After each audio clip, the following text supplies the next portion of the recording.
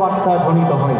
সুতরাং এখানে যখনই মোষের শিঙা বেজে উঠবে ঠিক তার সঙ্গে সঙ্গে আপনারা একটু উলুধ্বনি করবেন।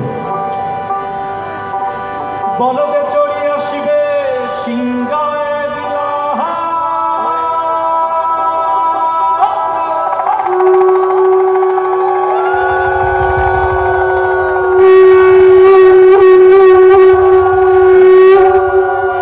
আর সিংহাসনী মর্তেতে বাজিয়া উঠল।